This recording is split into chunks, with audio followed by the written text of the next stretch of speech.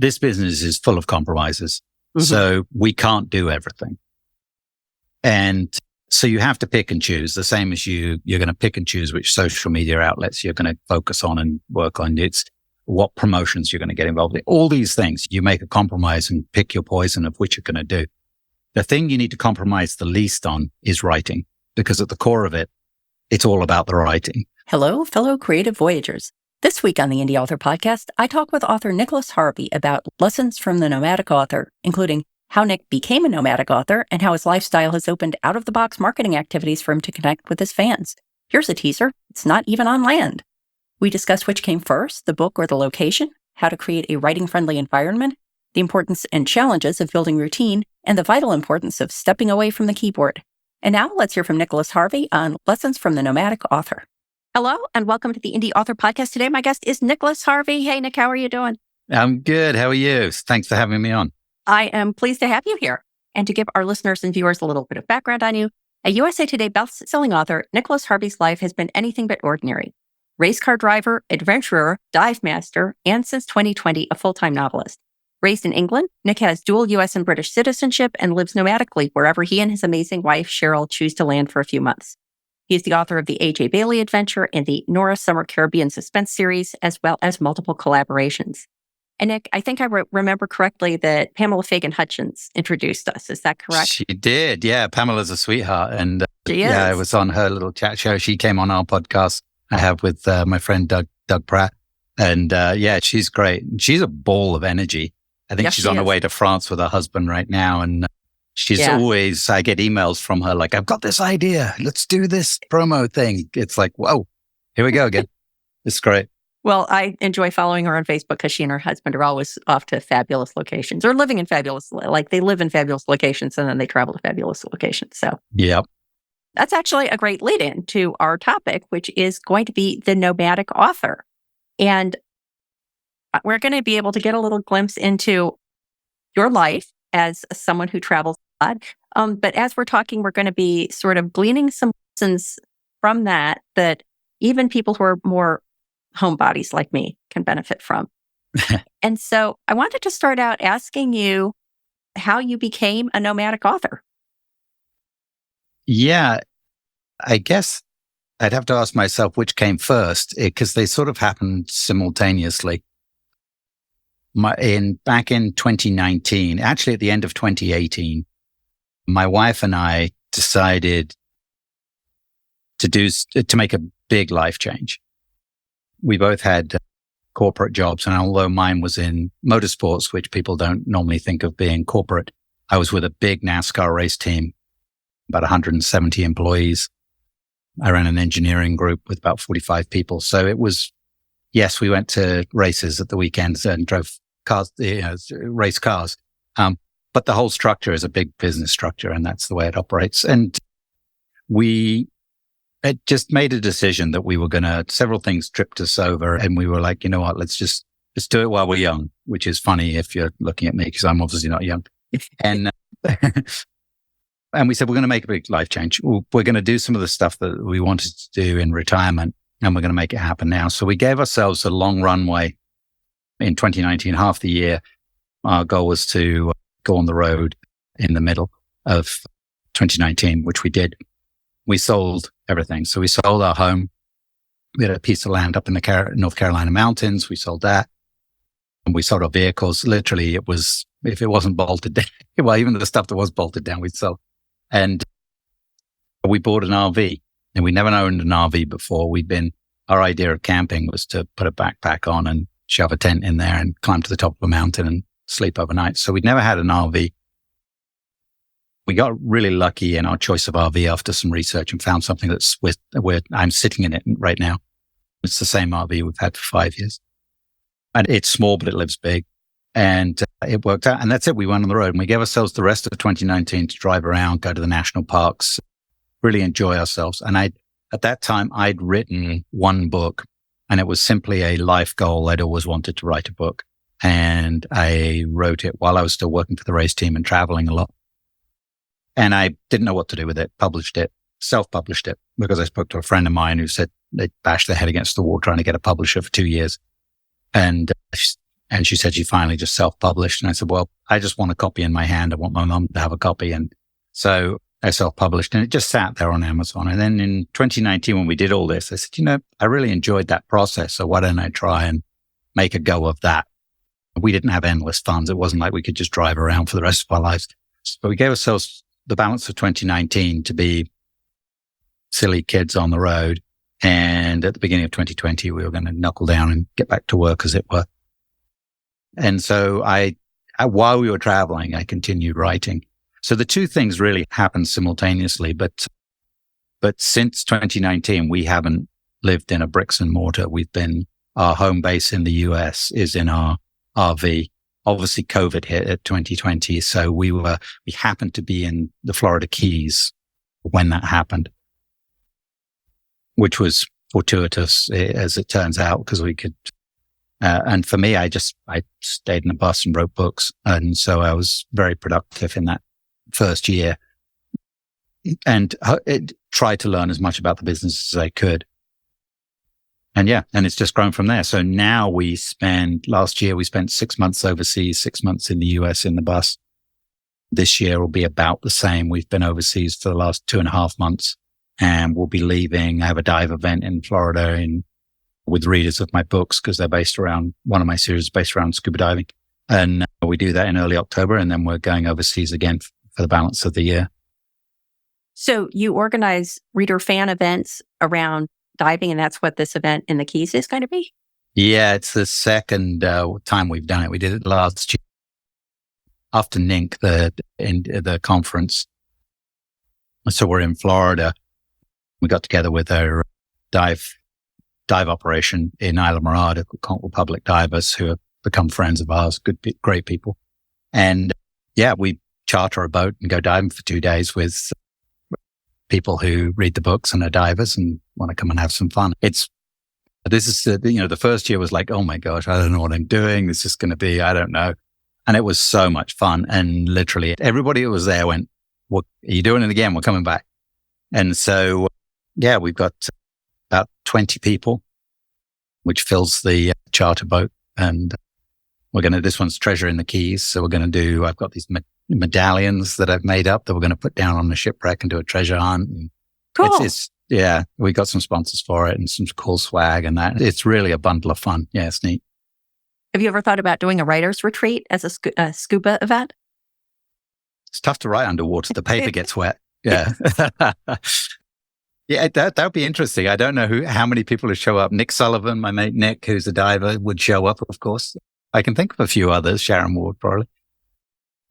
Certainly in a beach-like location. I think we're going to do my books are also based in the Cayman Islands, and we spend a lot of time in the Cayman Islands. So we're probably going to do a dive adventure over there as well at some point, probably a week-long thing because it's a destination, and we're working on that for 2026. So kind of exciting. Very exciting. So do you pick the locations that you travel to because you want to write a book about them, or do you write books because you're at the location and it inspires you to write a story? Good question. So both my main series are based in the Cayman Islands, and I take the diving orientated one. I've taken her off of the island a couple of times, and the last time I took her off the island in Lighthouse Point, I took her to Bonaire because we spent 4 months in Bonaire last year. So it seemed a shame not to use all that local intel that I'd picked up from 4 months there. So I based it there.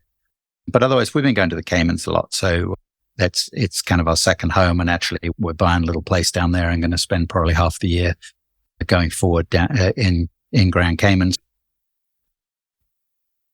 But my co-write with Douglas Pratt, we did the first one as Missing in the Keys, which we'd both been to the Keys. He's a diver too, so there's a little bit of diving in there.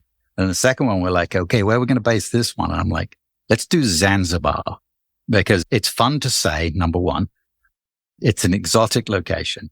And Cheryl and I have been there, so we have a bit of information. So that's a conversation Doug and I have had too. The next one's Zanzibar came out, Missing in Zanzibar came out a couple of months ago, and the next one will be Missing in Hawaii, when we've both been to Hawaii and have a little bit of experience there. But we keep saying we're going to meet there and do do some of the writing for the book over in Hawaii. We'll see if that actually happens. But that all sounds so lovely. I'm going to change the topic so we don't get, people don't get too jealous and think, oh, I just can't listen to this anymore. It's making my life sound too humdrum. Because there are some challenges related to this kind of life. And I had asked you some of the things that you encountered as a creator, nomadic creator. And one of them that you called out was the internet challenge, which I think I understand what this would be, but talk a little bit about that. Yeah, I mean, both my wife and I, what we do is based around having a decent internet connection. And it's quite challenging, some of the places you go. So it's one of the questions we ask wherever we're going. Okay, what's the internet situation? What's the internet speed?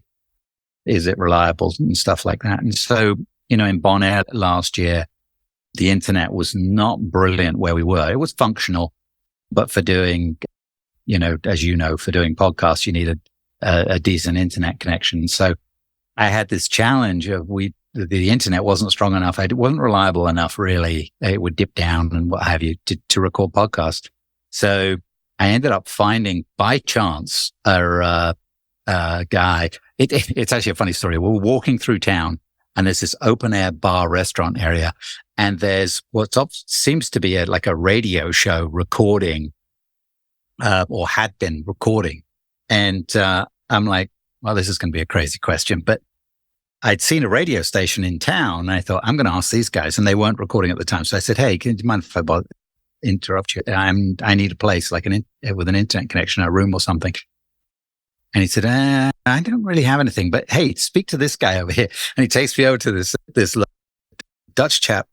Bonaire is a Dutch island, and introduced me, nicest guy in the world. And he said, yeah, I have offices just down here on the waterfront. You can use our conference room.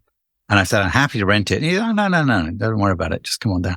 So when we were recording the podcast every couple of weeks, I would drag all my stuff down into town and go into this chap's office, which overlooked the ocean. It was gorgeous, and record our podcast there. So those can be the challenge. We were just in the UK and we rented this lovely little cottage in a town called Farnham. And no problem. Internet's good. Of course, when we get there, the internet takes a and they start having challenges with it.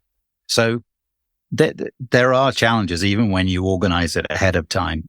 You kind of have to play it by ear when you get there and see what it is. But, my wife is executive assistant for a president of an industrial company. She can work anywhere as long as she works on East Coast time, but she must have internet. So it certainly can be a challenge. Yeah, I'm thinking that one lesson I'm drawing from this is that, as the listeners know, at the beginning of April, we had a plumbing-related flood in our house. And just today, which is August 14th, we just finally are starting to take all the plastic down. Like, the last of the work finally got done. We're taking all the plastic down. God. And there were periods of time when I had an interview, or, I was being interviewed, or I was interviewing someone, and there were walls being torn down outside, like that. And I think that, maybe a lesson to be drawn from the homebodies for that is, if you find yourself in a situation, not necessarily for recording a podcast, but just for getting work done, maybe think outside the box a little bit, because who would have thought that some person would be kind enough to volunteer their conference room for you to get your work done? Yeah, the hotspots, cell phone hotspots are great. And for the bus, traveling around in the bus, it really became a problem because the campgrounds all say they have Wi-Fi. Some of them, they all have Wi-Fi, but as you know, bandwidth.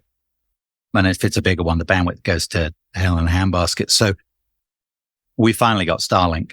And so far, it's been pretty good. As long as you have line of sight at the sky, it's been pretty reliable. It's not the cheapest thing in the world, but, from our situation, $150 a month is well worth it to be able to pull into a park anywhere, stick it on the outside or on the roof of the bus, and we've got internet. Another of the things you had called out was, this is clearly going to have an implication, I believe, regardless of where people are working, is creating a writing-friendly environment. What were the challenges that you faced there? The main thing is you're in a different environment all the time. And, some people are really good at shutting out everything going on around them. You hear people like, I go down to the local coffee shop and put my headphones in and I write like crazy.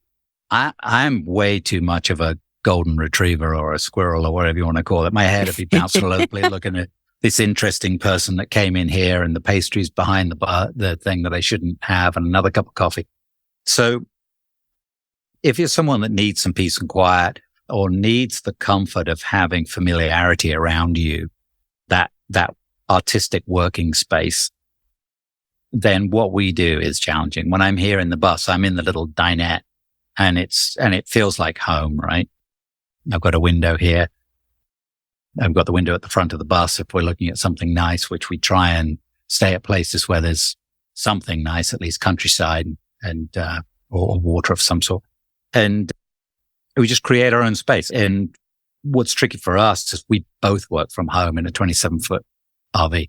So my wife starts there's a big slide that goes out one side that has a dresser next to in the bedroom back there. And she stands up and works during the morning. And then she relocates to the passenger seat where there's a flip out desk and she works there. So she kind of has her routine down that works for her. And I have my little space here that I work in. But then when we travel, we're in somebody else's place. And you have to build that little environment for yourself. And it can be tricky to roll into your normal routine along with the other challenges that you have, like you're in a different time zone and all those kind of things that can knock off your routine a little bit. So identifying the key elements you have to have around you to work comfortably and work productively, I think is really important.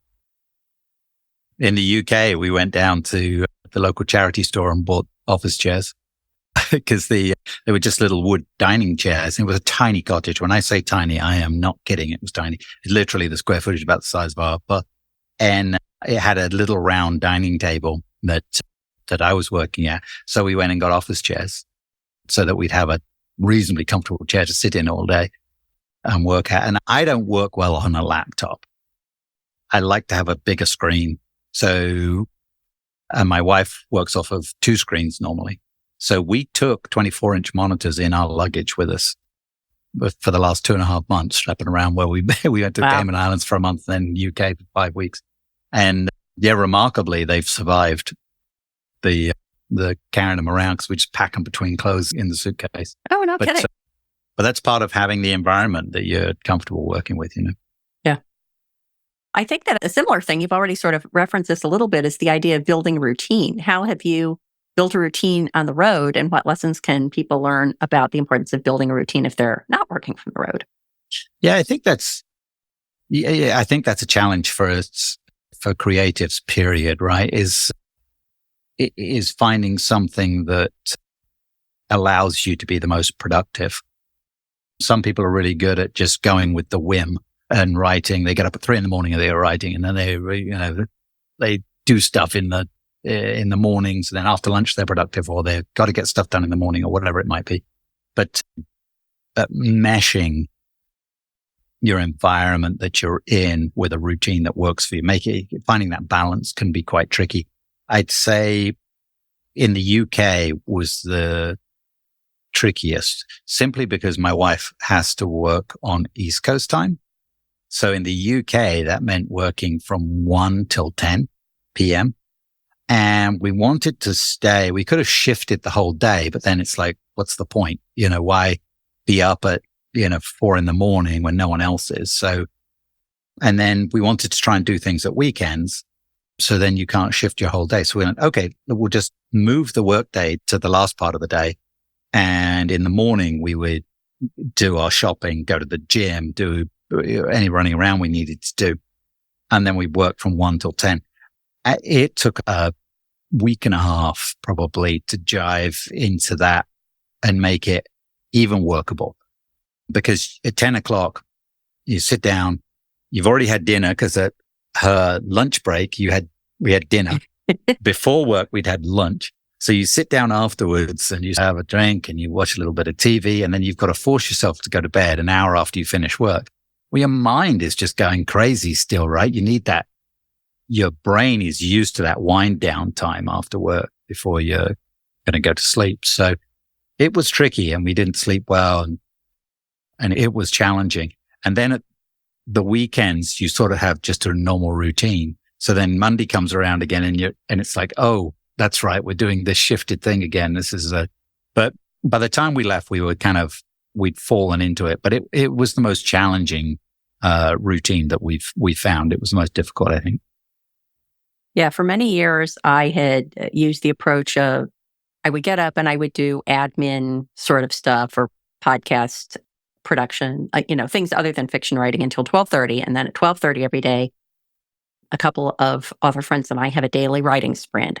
And so my ideal was that between 12:30 and the sprint would end at 2, but ideally I would keep working until it was cocktail hour. And then I would stop. My husband and I would have cocktails, we'd have dinner, and then I would go do whatever was left. And then just recently, over the last couple of weeks, circumstances have conspired that I had to get my writing work done in the morning because I had other things to do. And I'm really finding it beneficial because what I found when I was doing the admin in the morning is I would get up, I would go through my whole routine, check my calendar, check my to-do list, check my tickler list for this and that. And then let's say it was 11:30, but I kind of say to myself, well, I'm supposed to be doing this until 12:30. So I would just find other stuff to do. And I think that I'm being much more productive from a fiction writing point of view. If I get up, I start the fiction writing, and if I'm still going at 5, like the admin will wait. Yeah. There are very few things that if I don't get to it, it's going to be disastrous. And I want to write the fiction inspiration as much as I can, but swapping that around so far has been useful for me. And, I'm going to be curious to see if that continues beyond this, week or so that's been sort of out of the ordinary. Yeah, I think it's, identifying whether, most people know whether they're morning people or, night owls or what have you.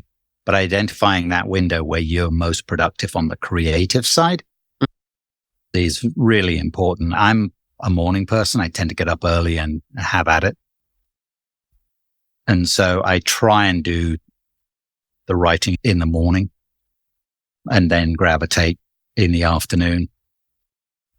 Since currently we came back over the weekend. I have no idea even what day of the week it is. I think it's Wednesday. We came here, we did this mad thing where we flew from the UK to California for 2 nights, then flew Sunday back to Oklahoma or DFW and then came to Oklahoma. So we're really in this whirlwind of time zones and madness. But I'm having a hard time finding my feet again and getting my rhythm going back here. And for me, what I find is, again, I'm a golden retriever. So people keep throwing balls for me and I run and get them. And actually, I throw them for myself. But if truth be told, but I'm going off on down these rabbit holes, which Doug and I always talk about going down rabbit holes and chasing down that stuff and finding a hard time getting my rhythm back of getting up in the morning and getting my writing going. And I have a Clubhouse thing that I listen into, which is great. And it's at 7 a.m. For the time zone we're in here, it's at 7 a.m. It's actually 8 Eastern. And so that's sort of what I've been doing here is get up, try and do a few things before that, listen in. I do my morning business stuff that I do, which is pull numbers down and look at that kind of, and then bang, I'm supposed to start writing afterwards. And I'm trying to force myself back into that rhythm as I go here. I'll get back on it.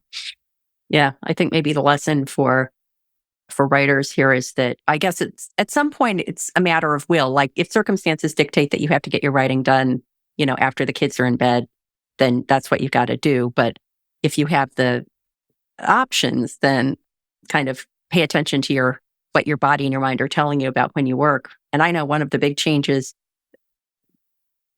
changes about leaving my corporate job is no longer being tied to a 9-to-5 schedule.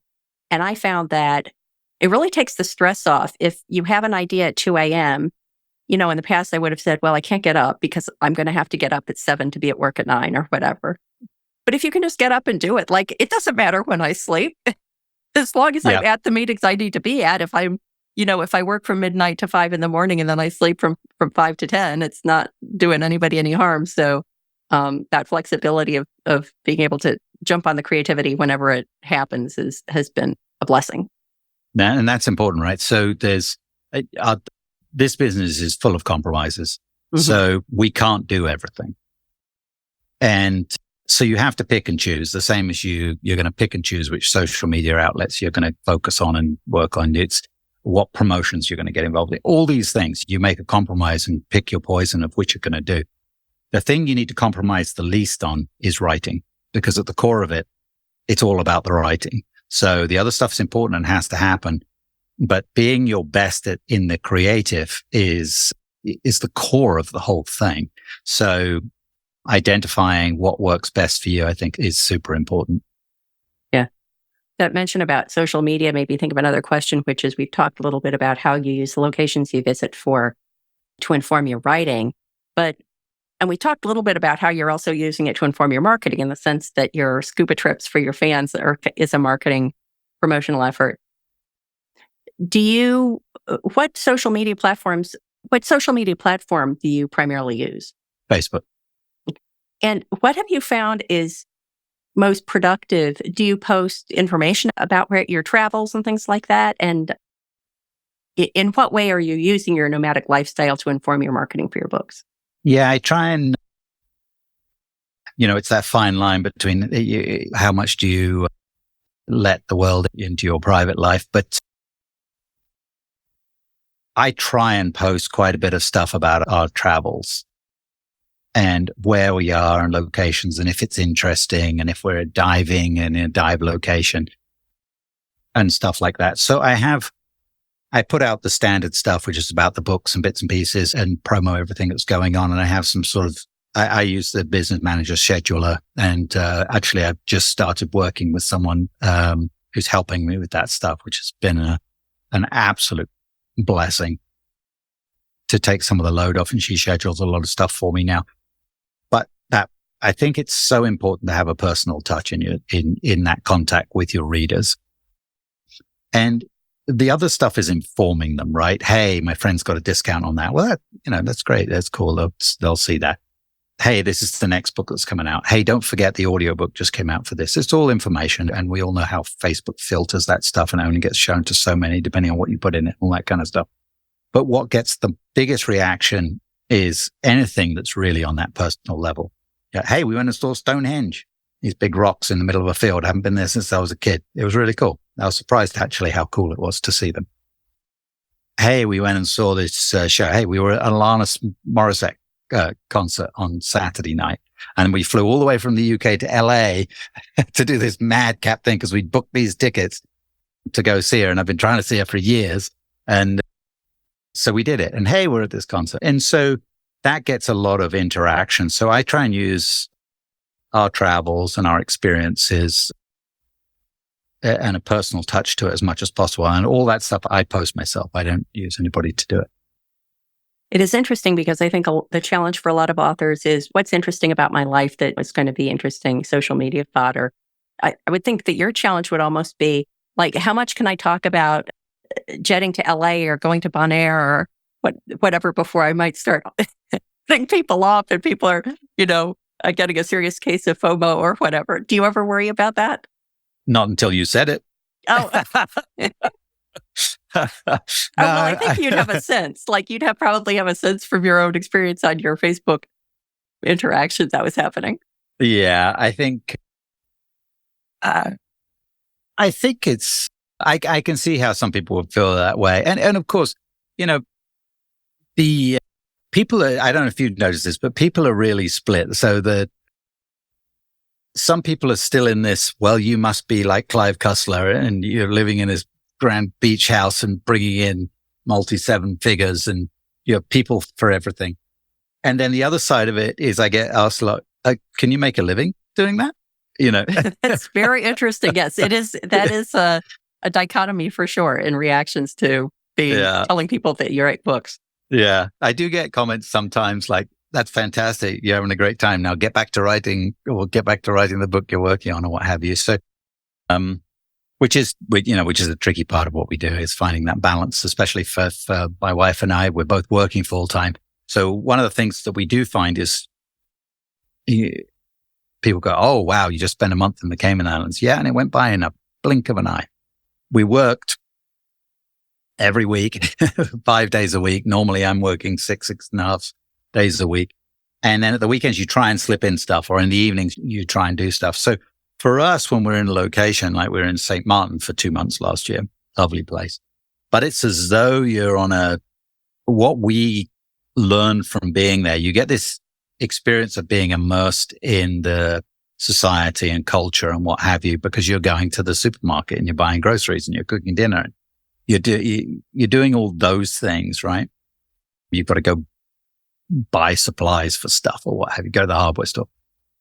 But in terms of going out and doing things, we're not on holiday. When people go on holiday, you save up money and you go on holiday and you go out to eat every night and you do this tour and that adventure and you go do this. For us, for years, when we went on holiday, we'd go scuba diving holidays. We based around diving. And so we'd go to locations, we'd dive every day, 2 to 4 times a day. And in that week or 10 days you're there, you're going to be shelling out a great deal of money. That's not sustainable. It's not for me anyway, if we're there for that long period of time. And we're working. So all those little bits and pieces of stuff that you're doing, little samples of it at the weekends and in evenings. So being there for a month is similar to being there for 5 days if you were on holiday there, if that makes sense. Because we are working all the time. And I have a pretty, everyone writes at different speeds. So my target is 10,000 words a week, which is 2,000 words a day over 5 days, right? So other people spit out 6,000 words a day with no problem at all. So they can go in short bursts and write for 10 days and they've written a book. I have my schedule that I must hit. And as you know, you back that up from, if you're doing a pre-order, this is the release date, it's set. You back that up to your editor. They're booked. If you miss that, you miss the window with the editor and you back those dates up and I've got to hit those numbers. And I have a schedule that goes out for about a year. I know what I'm writing for the next year. And I've learned to try and schedule more sensibly. So I don't put a full week of writing in at Christmas anymore and stuff like that I did at the beginning. But you've got to balance it all. So when we're in a location overseas or wherever it might be, my wife has work time and I've got these goals I have to hit. So then we try and squeeze in stuff. And I think some people get that, like we were talking about through social media. Do people think, oh my God, you're just swanning around all over the place? I think some people get it. And, obviously some people don't. But in general, it seems like it's well accepted. Yeah. I think that's so interesting. I've spoken to many people on the podcast and gotten insights into many people's writing processes. And of course, if you talk to 100 authors, then you're going to hear about 100 different writing processes. And I always feel like when someone describes a writing process like yours, which is very structured, you write a certain number of words a day, equaling a certain number of words a week. And then at the end of this many weeks, you have a book.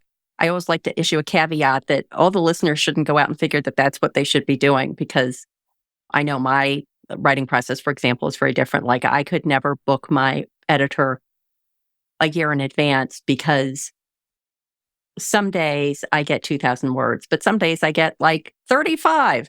And I can't ever plan my creativity around word count. Obviously, it's very successful for you.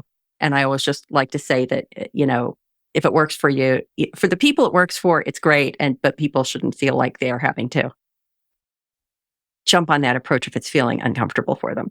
People shouldn't jump on an approach if it doesn't fit for them, period, on anything. If Facebook isn't your thing and you think TikTok is the place for you, knock it out. Roll on TikTok. I don't think TikTok's worth a darn for me. So I'm not going to do that. There is people having great success over there. There's very few laws that are set in stone that you must do these things to be successful in the writing business. Very few. Some people are knocking it out of the park with Amazon ads and can't get a Facebook ad to work. Some people are the other way around. One of the things I struggle with it, if anyone stands up there and says, this is the way you should do this, I'm like, no, I don't really subscribe to that necessarily. One thing you have to figure out is what's your process? What works for you? And I believe there are a few things that you have to achieve to get success in this business. One of them is recognizing that it is a business and it is a job. Now, if you just want to write a book, and like I did originally, and have my mum have a copy of this book and go, hey, look, I wrote a book and they're cool. Great. There's zero rules. Then not a single one. But if you are trying to make a career and make income from it, the first thing you have to recognize it is a business. And somewhere within that framework, you've got to make things fit for you if you are going to make a living at it. That doesn't mean you have to have a schedule like I have. And I have a reasonable amount of flexibility in that schedule. Like right now, I'm about 6,000 words behind, but I know I can make that up if over time and what have you. And that's why I focus more on the weekly than the daily. So if I have a day where I have to work on the bus and fix something or I just cannot figure something out, or I'm doing a bunch of research instead and I get 200 words down or no words down, I've got a reasonable schedule where I can make it up. But as you say, there's no one size fits all for almost anything in this business. Yeah, absolutely. So the last question I wanted to ask about is one of the issues one of the things you described that you needed to work through was finding balance between enjoying being somewhere and getting the work done. And I think I wanted to make this as applicable to both nomads and homebodies as possible. Say, when do you feel as if stepping away from the work and enjoying the environment you're in is what you really need in order to make progress creatively? I'm a bad example. I come from a world, I grew up in a race car environment, and the racing world is you always want to do more to beat the other people because that's the goal. There's only one car finishes first across the line. So you're always striving to do more, and it's hyper competitive. I've really tried to unwind that. It hasn't really been that hard to unwind the competitive. I'm not competitive with you or other authors in my genre or anything else. I'm competitive with myself. And so that work harder to get the result mentality gives me a really shitty balance of work versus play. And what really helps me is two things. My wife, who's far more balanced and sensible than I am, and the different environments that we end up in. If you're in Bonaire and you're looking at the pier down there and the diver's stepping into the ocean and it's 5:00 and Cheryl's like, I'm done. Do you want to go diving? It's like, well, I need to finish this ad, or I need to, no, let's go diving. So for me, that helps a lot. It's one of the things that's fantastic about the lifestyle that we have is we're often in an environment where we can step out and do something. And I find I'm a horrible hermit when I get into when we're in the bus and we're just traveling across the country or whatever we're doing. I tend to be, oh, look, I didn't even step outside today. So it's tricky to find that balance, but I think it is very important for your mental health and what have you. And again, there's no one size fits all, right? I mean, for some people, the stress of not getting something done work-wise overrides the screw it, let's go to the pub, or let's go, go see a show, or whatever it might be that you go blow off steam, go see some friends. So you have to find that for yourself. What's that balance? What keeps you, it's a business. Got to get the work done. At some point, you got to get it done. But having recreational time outside of that, and it is very easy with what we do, where you sit at a computer and type words with and play with your imaginary friends, as my friend Kat Daniels likes to say. Getting yourself out of that space. Our kids are grown and gone, but they're a blessing. They're always a blessing, of course, children. But in terms of work, they're a blessing and a curse, right? Because they're an obligation that you have to, and a schedule that you have to work around. Yet they are great because they pull you out of that environment sometimes. And I think it's important to get out of it. Yeah. As you're talking, I was thinking there's sort of three categories of how people could be parceling out their time. Of course, there are probably like a dozen, but what it made me think of was that there's the time you're sitting at your computer with your hands on the keyboard or the pen in your hand or however you do your writing. There's the I'm disconnecting completely and now I'm going to go diving or now I'm going to go to the local bar and have a drink with my friends or whatever. And then there's the you're not sitting at the keyboard, but you're still entertaining your creativity and making reasonable business progress. Because I know there are plenty of times when I've been agonizing over something and finally the dogs force me to go out and take them for a walk and I'm out of the house for 10 minutes and I say, oh yeah, that's the way to solve that plotting problem. So not only counting the time where you're being creative and pursuing your business goals at the time as being the time when you have your fingers on the keyboard. And when my husband listens to this podcast, he's going to laugh when I say this because this is something I'm not always good at remembering myself, but I always use opportunities like this to remind myself of those kinds of things. I think the point you made in there is when you get stuck, finding something that breaks the glue, I guess. When you're stuck at a plot point, whatever it might be, and you're like, and you're sitting there and you have to get out of that environment. Now, it might be that you watch videos of funny cat videos on the computer and you stay there, or it might be, I go to the gym and I go for a walk, go on, walking on the treadmill or doing an elliptical or something.